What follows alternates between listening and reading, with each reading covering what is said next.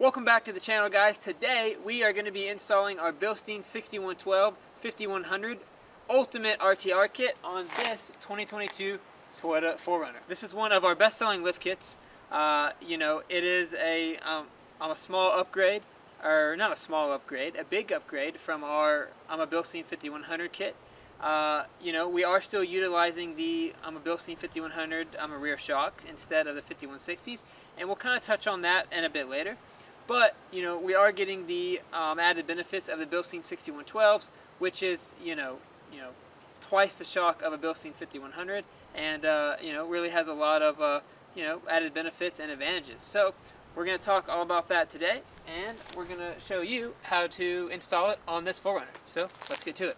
All right, so this is a bone stock TRD Off-Road 4Runner. This truck does not have KDSS, and if it did have KDSS, then right there on the lower control arm, you would see the sway bars attached to the bottom of the control arm. So if you're ever wondering if something does have KDSS or not, you can quickly check right there, and if the bottom of the lower control arm is clean, it is a non-KDSS 4Runner. And with this kit, it installs on KDSS and non-KDSS, and it really just matters on the height if you have the KDSS or not. Alright guys, so we've got Ryan here. Ryan is the man here at YotaMafia. He is our tech. He does all the installs. If you ever got an install done here, then you know how thorough Ryan is. So we are going to ask him a couple questions, a couple common questions, and a couple problems that he thinks that that you may have run into or have already seen. So let's go. Again, this is in a do or don't situation.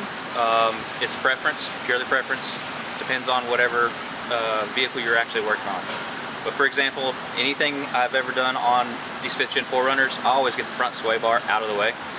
It's better than fighting it or making sure it stays up and out of the way when you're trying to remove a strut assembly. It doesn't take much longer to do it.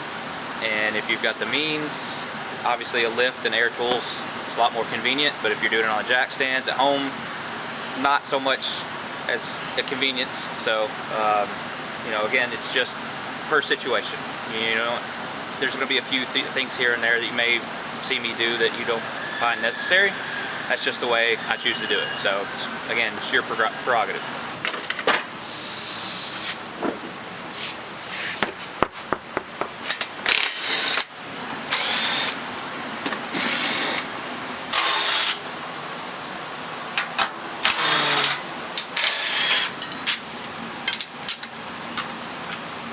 I need to go in between you basically right here.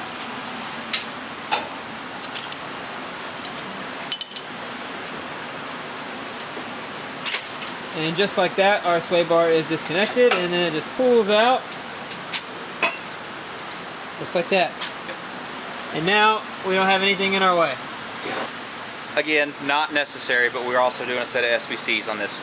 It's going to make it a lot easier just to get access to things. Go ahead and pop out the engine splash guard covers, your notorious ones that go missing after your wheeling trip. Just be careful with the little tabs. I use a trim tool. It's interior, you can do short, long, even the plastic ones work. So I'm basically going to remove these, just set them aside per side, so that way I can put them back on when everything's done.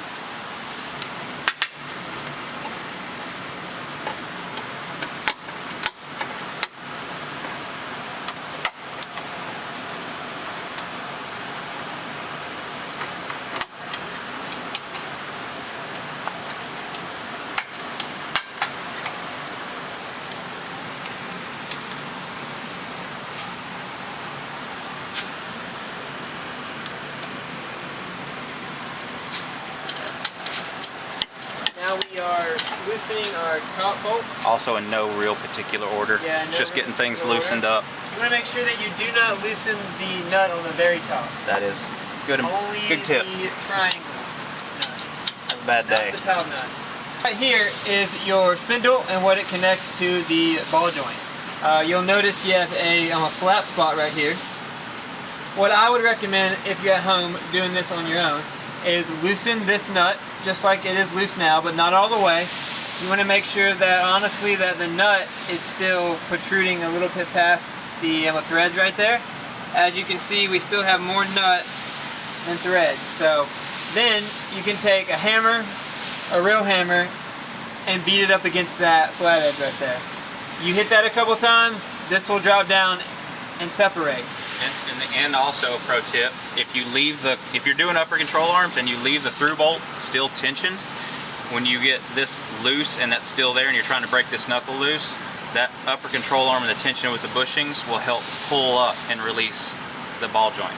So when you're prepped and you got the nut back down a little bit and you're going with your air hammer or whatever, and you're shocking it loose, leave your through bolt still bolted up. That way the tension is still on the upper control arm, and so as soon as it releases, it'll pop up for you. And then once you're done, you can loosen the through bolt, and then that'll take the twist tension off of it, and then everything becomes nice and pliable and easy. Yep. For control arm, we'll go ahead and do the through bolt. So now we are loosening the through bolt in the upper control arm, and that runs all the way through the upper control arm. So we loosen that through bolt. There is no tension on everything now. Everything is relaxed, as Ryan just said, as you can see.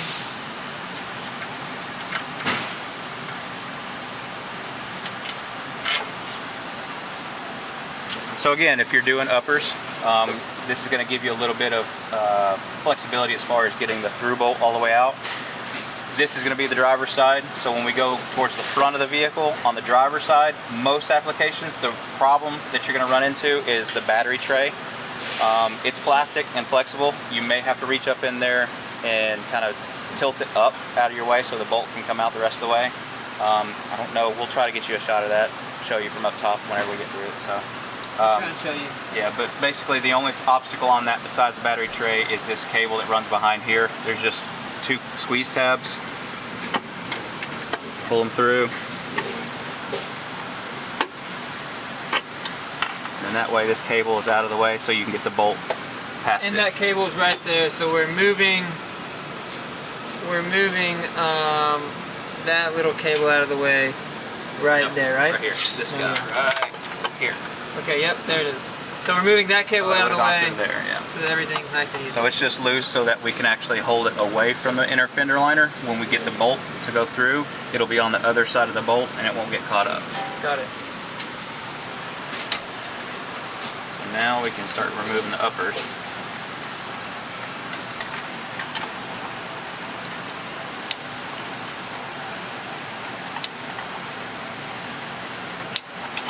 And as you can see, we're just working that bolt out slowly but surely. It's coming out. It's gonna hit some things. You just gotta keep working it out to get it all the way off. The upper comes off. So now we're about ready to take out the front strut. One of the 3 bolts, or the nuts that's on top, I left just hand tight, just to help support the top of the strut. The bottom through bolt for the lower control arm shock mount's still there, but the nut's been removed. So now basically it's just wiggle and remove. And then you just have one nut up top. And one shock just drops down and out. That's out. And just one little more thing here, guys. You want to watch that brake line right there. You know, just make sure that you're not putting too much tension on it. Other than that, you know, it's fine. And here we have our Bilstien 6112. So if you order these off the site and you don't order them assembled, they are going to come just like this. So you got your shocks here and your springs here. And if you buy them assembled, we're going to show you what we do with them first.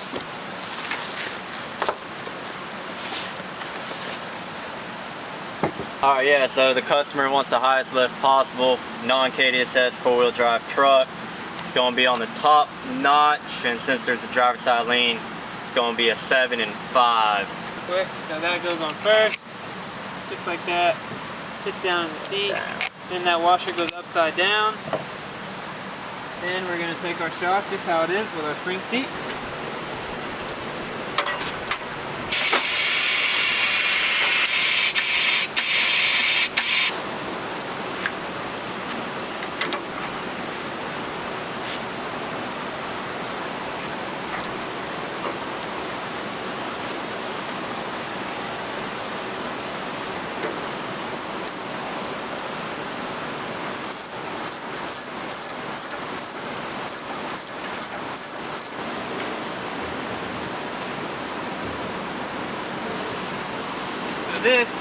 ship out your assembled unit. We know if you mess with it or not, really. That's what we know. Alright, so here we have it. This is going to be the driver's side. As you can see here, it is on the 7th notch. That is as high as it will go. We do recommend, if you're going to put on 7th notch, you probably have a little bit of weight up front. It might ride a little stiff, but this is a great shock. Plenty of capability and very versatile. Alright guys, we got our 6112 here ready to go in. And any tips or tricks, Ryan? Not really. Kind of self-explanatory. Reverse the earlier process. Here's your tip. So you can see I'm actually using the stock hardware. I prefer this. Obviously, two things. The nut is thicker, so your threads are actually not all the way down, but they're bigger than the ones that come with a new top hat, or if you reuse your old top hat, still utilize this. That way you keep it in the same size. Some aftermarket top hats will jump you between 13 and a 15 millimeter, but this sticks with a 14. That way you're not changing sizes or adding something. So yeah. All right, got our SPCs. Make sure you want to go under your ABS cable.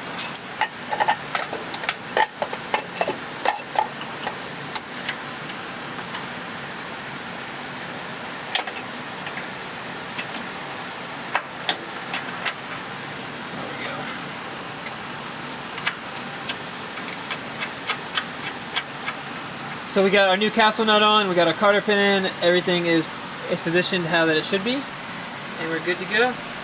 Alright Ryan, so what do we got going on with the level here that is attached to the brake caliper? A little unorthodox, but something that can get you very, very close in the ballpark so that our customers can get to an alignment shop. Work well for you if you're doing it in your driveway. So basically, if you're a do-it-yourselfer, you should have access to a level. What I'll do is utilize the face plate, or basically the face of the rotor, to give it some form of axis. Again, I know that this can all have some variance and stuff, but really, again, it's really a crude way to get as close as you can before you go get the proper alignment. So obviously with the SPCs, you have the adjustability on the top. That gives you your camber adjustment and your casters and your clock. So with it set, and I believe we did set F, now we're adjusting, or roughly adjusting, your camber. So if you look, you may have to come over here on this side with your light. So the level is just slightly off.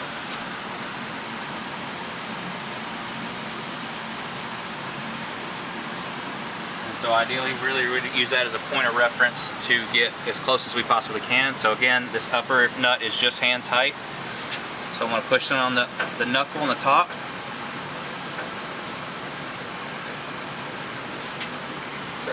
And you're pushing in. Yeah, I'm pushing in on the knuckle with the nut just being finger tight. So once I loosen it with this hand, I'm pushing in with this hand and getting us very close. So if you want to look back there now we're in between the two lines for the bubble. And then just tighten this down by hand. Now while I'm holding it still, I'm going to go back, take my socket and wrench,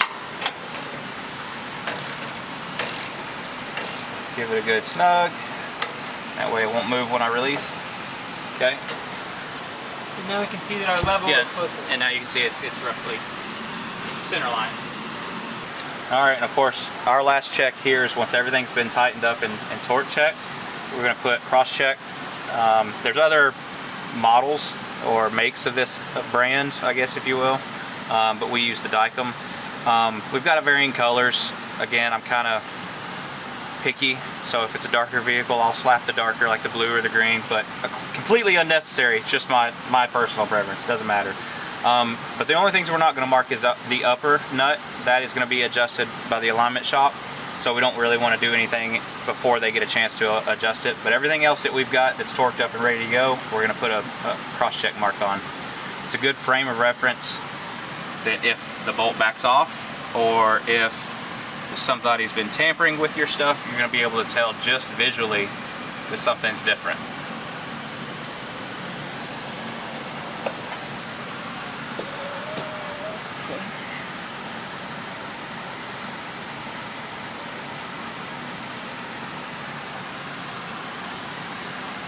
Last one down here.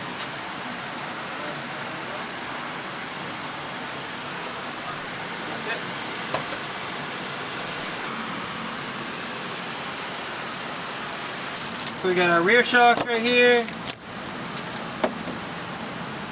And is there anything special about these, Ryan? Any of the hardware tricks? Or? Those two right there is only going to be your difference or your variance. Depending on application, these are just your basically a size difference in your spacer or locator. Depending on the application, you want to take this when you disassemble the factory strut or the shock. You want to see what size collar you're going to use.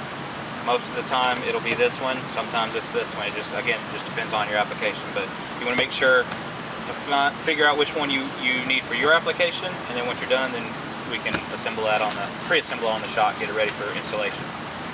But other than that, everything else is basically the same. You have one collar that is bigger, or one spacer that's bigger, and that's going to be your lower spacer. Underneath the frame? And yeah, underneath the frame, that's going to be your first one. Then you're going to have your normal bushing, and then whichever size collar that you end up using is going to be your next sandwiching. That's going to locate on the bottom between the shock and the frame, and then your top bushing is going to help locate on the other side of that, and then you're going to have the normal washer and then your nut. So you're going to be stacked like that. Again, depending on which one you use for your application, but it's going to be sandwiched together like that. With the frame in between there? Yep, the frame's going to be between this spacer and the upper bushing that has a different little section that sticks out.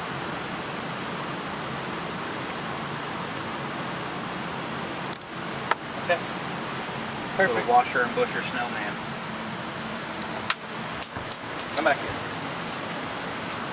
And your lower bushing is already assembled, so you don't have to worry about messing with that. It is just ready to slide on the shaft. Alright. So first step I'm going to do is take the sway bar, disconnect it, get it out of the way. That way you can actually drop the axle down. And then I'm going to loosen the top of the shock, but I'm not going to take it all the way out yet, and you'll see why.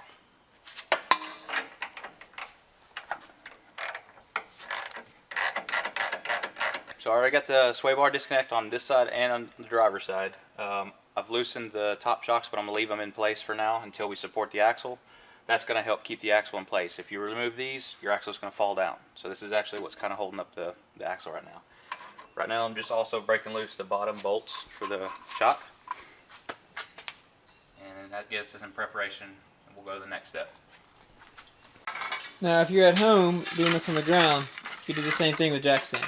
Yep. So we're just supporting our axle. Yep. So that when we remove our shocks, we're not gonna, you know, snag any lines, let anything happen like that. Everything is supported. Right here, we're disconnecting our brake line, the bracket, from the axle, so that we give it some slack. And then of course, if you are a rear e-locker vehicle, you want to give some slack to the actuator harness. I usually just take the one off the top of the pumpkin, that way it gives it enough slack. You can do either or. You can do this one, or there's one up on the frame, and as long as you put those back. Yeah, and all we did right there, Ryan, was just the e-locker harness right there. Yep. There's a little tab that you just push away, and it'll slide up off the clip. I'll try to show you again with my hand over here. So there's the clip it goes on. Let's see. Oh, I had it right that way. Yeah, so there's the harness. It just clips onto the axle. Like that. And then there's a little tab on top that you want to push away, and it'll release it. Then you can slide it out. And you got it out like that. You're good to go. Tab there.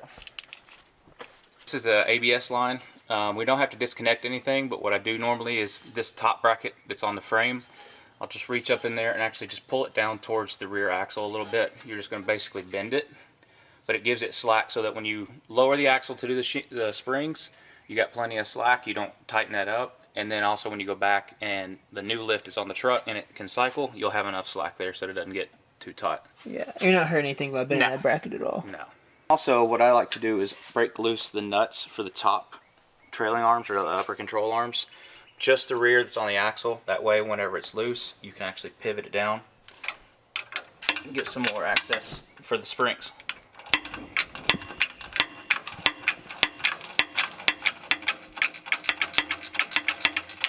And also, I'm doing this while the axle is still supported. And you'll want to tighten these back up once the axle's back up into place with the new springs and the new shocks, because these are bushings. And these are the upper links mount. Yep. Yep, and the reason that we're doing this is so that those bushings are not super tight, and we're going to allow, they're not all, all twisted up, and we can allow the axle to drop down so that we're not fighting to put our rear springs in. Yep. All right. So now I've already loosened this before I raised it up and supported the axle. So now I'm just going to basically take the rest of the top hardware off so we can remove the shock. All right, Ryan, so I was asking you, one of the hardest things in the rear, can be getting the rear shocks off, just getting, this part wants to spin with the nut. So, you have any tips to, help the people at home get that off? Sure. So, obviously, we're a little spoiled with a new vehicle. It comes off a lot easier than your older vehicles or with higher mileage.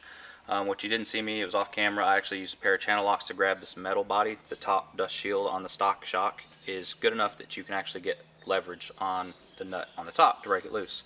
If that doesn't work and you actually have access to it, and sometimes this can be tricky as well, they're keyed to where you can actually get a small wrench or an adjustable on it.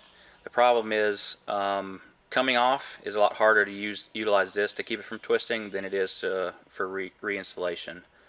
I've found that usually doesn't work in the older vehicles, and you end up having to resort to stopping the body from spinning down here some sort.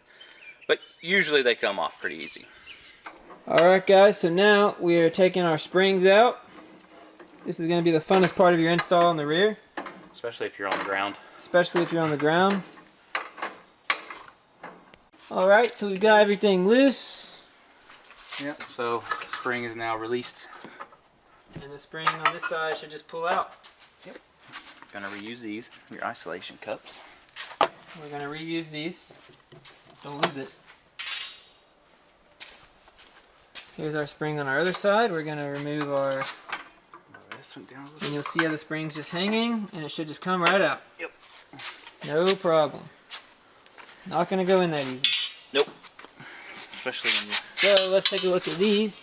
So on this particular one, we're using a 898 coil. This is going to give the rear of the 4Runner about a 3-inch lift. And as you can see,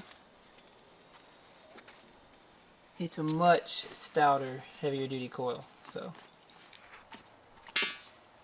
put our isolation cone back in.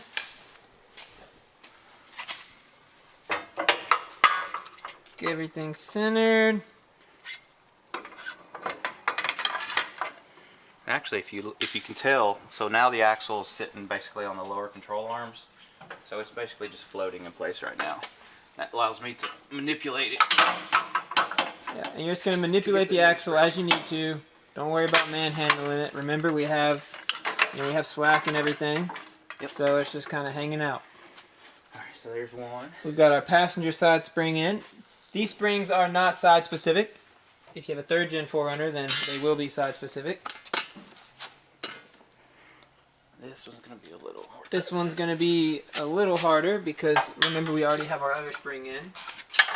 So we're just going to have to jam it in there, maybe get some help, just pull down on the axle right there. Probably need some help. Ryan needs some help. You'll be hanging off of it, basically. We're just going to hold on. Pull and if you got a buddy that is with you, they can step on it, do whatever, just get someone to help. Pull the axle down a little bit for you. Especially with the 898 springs, they're a little harder. And then just pop it in. There we go. Alright, you're good. Okay. And that's it. Both of our springs are in.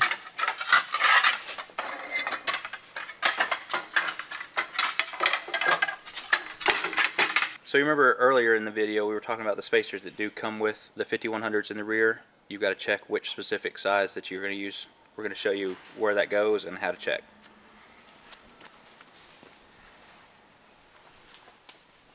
So this is the top perch mount for your shock. This is the opening. You're going to want to check which size spacer you're going to use. So see, this is the smaller or thinner one. Obviously it has too much play in it. So that one's not going to be the one we use. But we have a thicker one. And there's not any play. So we're going to go with the thick one for this application. Going with the thick one. The thick. I like thick ones better anyway. Thick with three C's.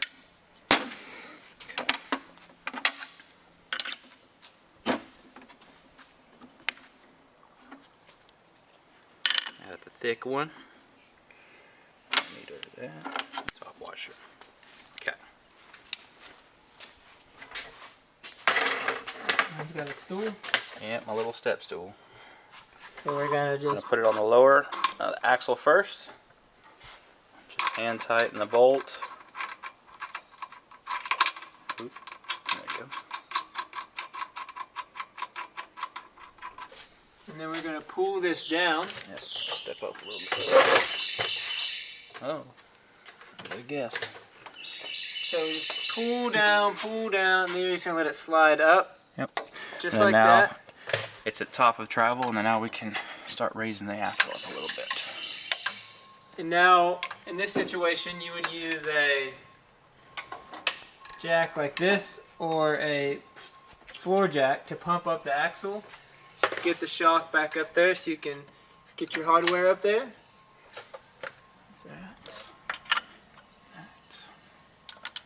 Gonna do your bushing, your washer, and then your nut. Okay. Get everything hand tight. And just like that. So we got our nut, washer, bushing.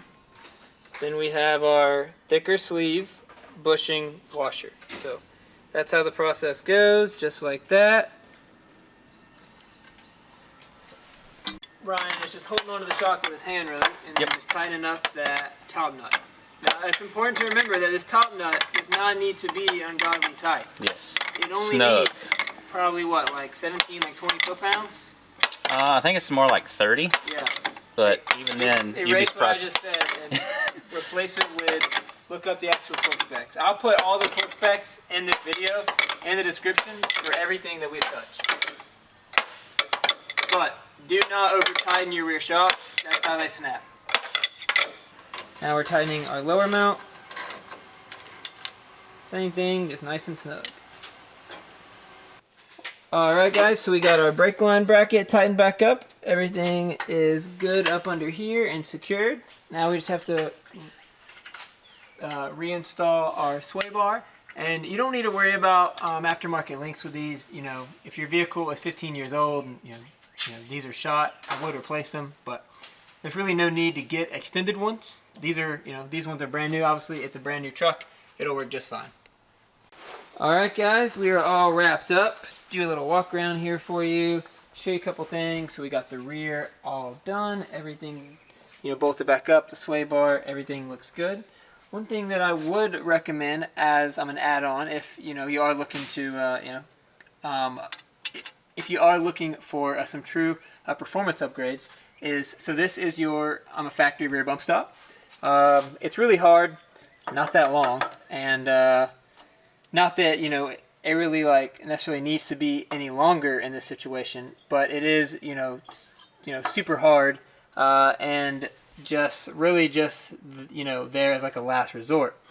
If you were to upgrade it to something like a Duro bump, even a 3.5 or a 4.25, which is a progressive, a smooth dampening bump stop, and you did get in a situation where you are fully cycling your suspension, it would be like hitting a cloud versus hitting a piece of metal. So if you upgrade your bump stops front and rear, I can guarantee you that these guys will last forever because you'll never bottom them out. You're not going to have any problems with them. It's not going to bottom out and shove dirt up in the seals, which is what makes shocks leak. So that's just my little pep talk there. If you do want to upgrade something, I would highly recommend upgrading your bump stops.